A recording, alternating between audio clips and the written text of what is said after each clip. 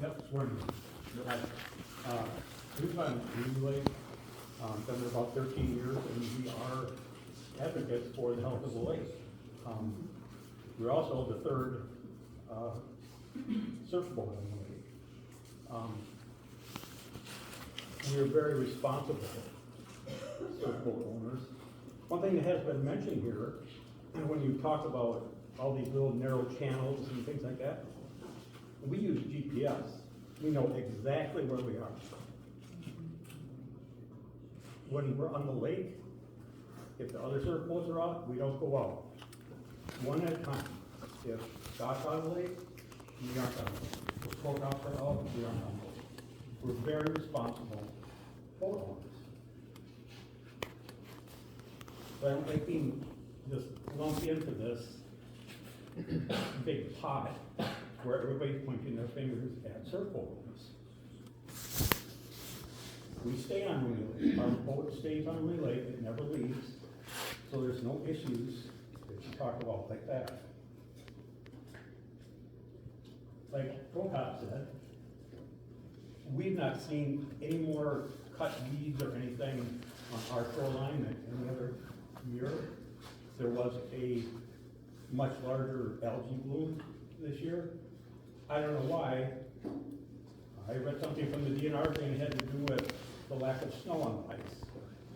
But I can't believe that it's just because it's surface.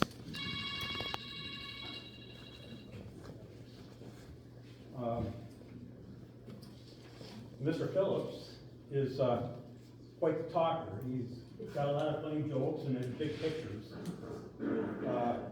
But he just, in the letter he sent, I just have some issues with some of that. He talks about, the antifreeze that's getting put in the lake from winterization. I know every boat owner that I know of uses non-toxic RV antifreeze. So you put it in your water lines, so it's not gonna harm the lake. Every other boat that does not have an outdoor motor, when they winterize, 9 times out of 10, they put the same antifreeze in their engine block. So it's just nonsense. The wave size is just exaggerated. On the screen, they have these giant boats that do put up big waves, but the reality is, like our surf boat, they're not higher than 2 feet. You couldn't even make it higher than 2 feet. So it's just, again, it's just nonsense. Mr. Phillips also, in his letter, said that he's positive that there's damage to Rooney Lake, just by looking at the map. I thought that was really interesting. He could just sit at his desk and look at a map and say, there is damage here. It's nonsense. In his letter, he did not include one site for any of his arguments. Pardon? For any of his sources. It's just a self-proclaimed expert.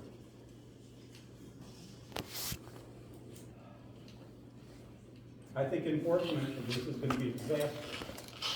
The ordinances don't say wave surfing.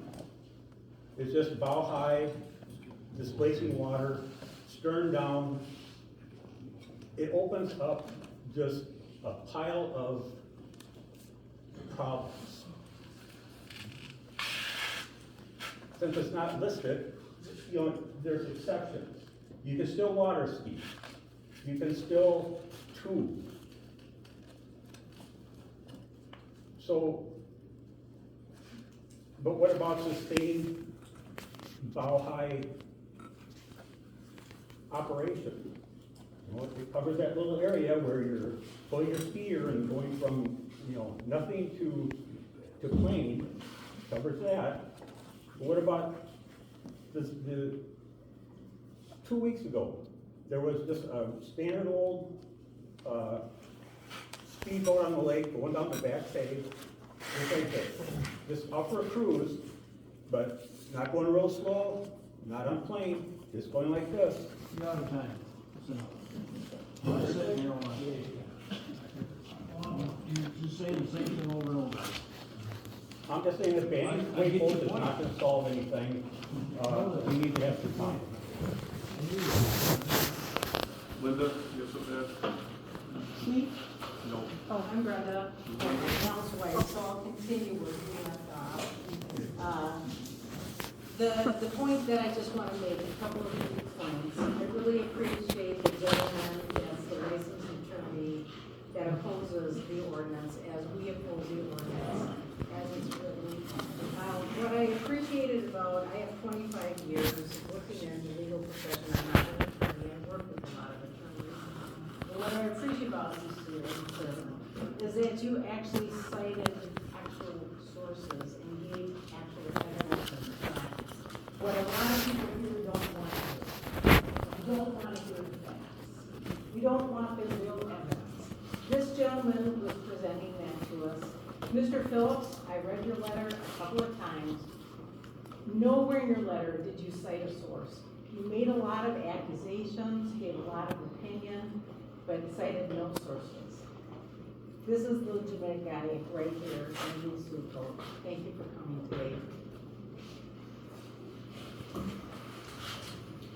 Lori? Yeah, I just, probably reviewed the other group, I guess,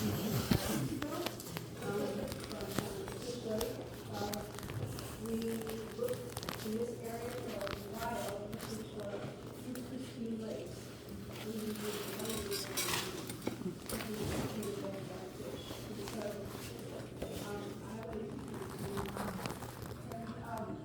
this to me seems like the good of many versus the good of few, right? We're gonna have that argument for, we've never been taught. But I do think we need to protect our lakes, and I would just make the analogy that someone made about cities, to use that analogy. Why don't we prove that it's safe and doesn't harm our lakes, and then allow them, rather than the other way around and find out, let's hope we 50 years from now, oh shit.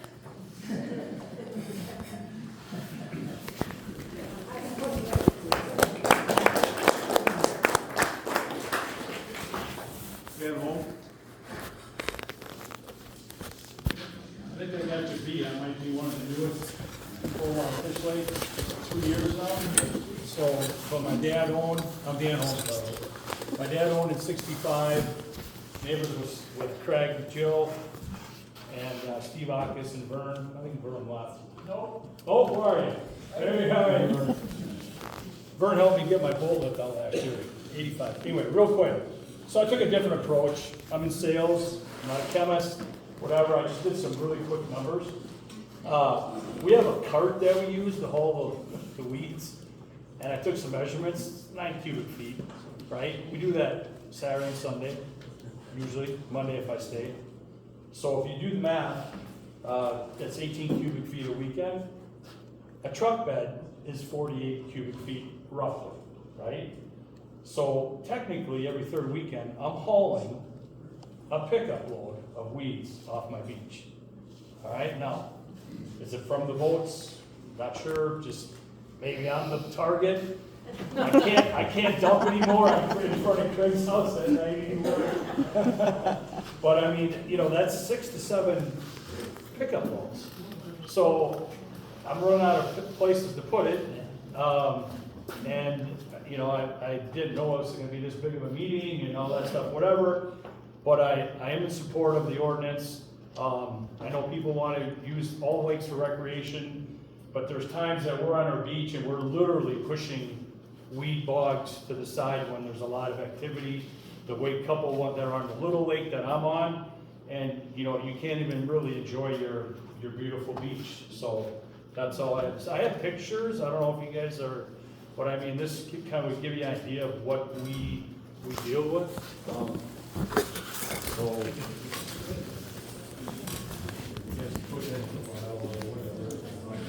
But anyway, that's it. I running out of room. I can't dump them at Craig's house anymore.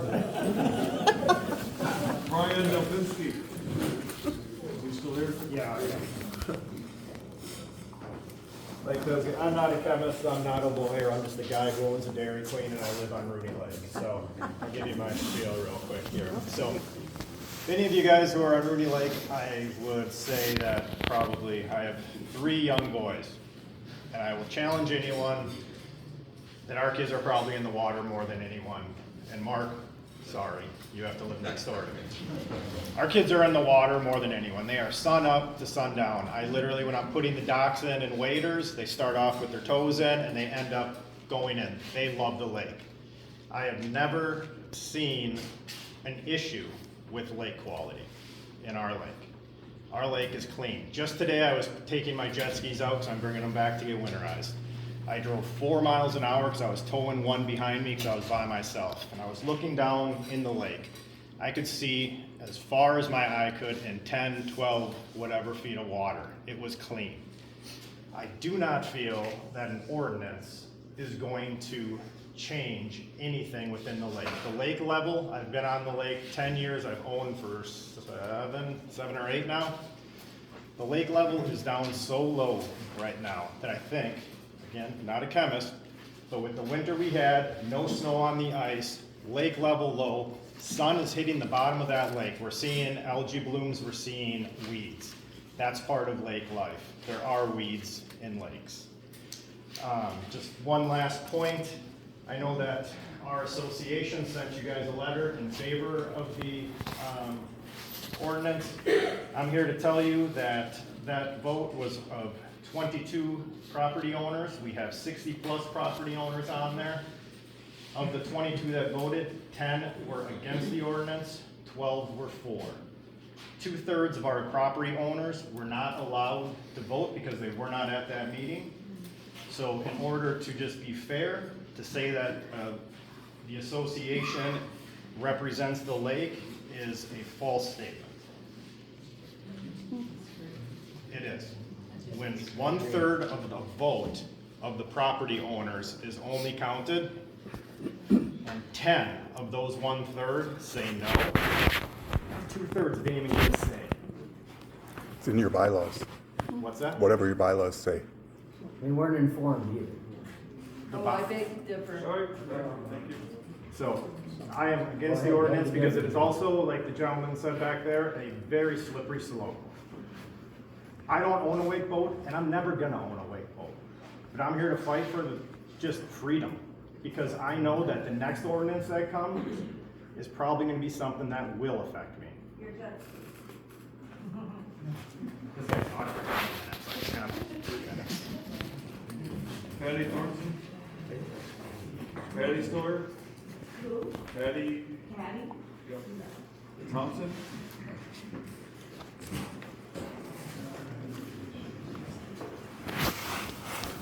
Your bylaws and what the ordinance is. My name is Patty Thompson, and my family has owned land at Rooney Lake for over 50 years. And I thought that was a big deal until I heard from you guys that are 80-something, you got me way beat. So here's a picture of me when I was, I think, 10 years old, in the sailboat with my dad and my little sister. Looks like she was fishing, but I don't know what she was doing. Anyway, I have a little story about the sailboat, and it has to do with seaweed, because when I was learning how to sail, I used to be really afraid of tipping over, but then after a while I started to enjoy tipping over. So we would go as fast as we could and then just not even care if the wind knocked us over. But one time, the boat went completely upside down, and it was kind of harder to right, but I think it was me and my brother, we got the thing right side up. And when we did, there was a gigantic ball of seaweed on the tip of it. And anyways, that's just something I remember from my youth on Rooney Lake. And specifically about the seaweed used to be just everywhere. You know, you would ride the boat, like here's a map of the lake in color that we got many years ago with the association. Anyway, there used to be a lot of patches of seaweed, even deep in the lake. And it was that kind of leafy seaweed with the purple flower on top. And it was, now I'm not seeing as much of that anymore. So that's what makes me realize that whatever's going on with these wake boats recently, it's really tearing up the bottom of the lake such that the seaweed can't even live down there. And the places I used to see a lot of it was sort of right along this edge of the lake here. Now, this also shows where the channel is, where it's supposedly deep enough for a wake boat. And as you can see, it's very skinny and narrow. And there's areas within there that are not 20 feet deep that these boats probably travel in. And like I heard someone say before, you gotta try not to drive that wake boat in the same place over and over again, or that's going to really, really lift up all the sediment. And then those people won't be able to live because they need their old sediment. And so whenever we see seaweed washed up on shore, you know, that's kind of a shame because that seaweed should stay on the bottom of the lake because that's where little fish live, you know, and that's where they create the habitat. So the little fish can live there and then the big fish can eat the little fish. And really, I think I want to kind of reiterate what someone else said about that this problem is, what we're doing is we're kind of forgetting a lot of people. We're thinking of the people who have wake boats and they should have a place where they can have fun. That's important.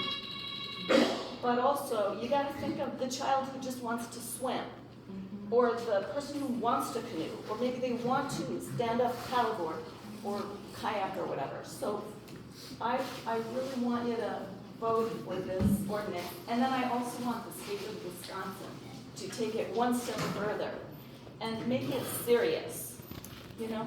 Make it like a long distance from shore and also make it in deep water in order to protect the lakes. Becky? I think you want to back it up. So I remember around 1970 or so, my parents packed up the blue Pontiac, the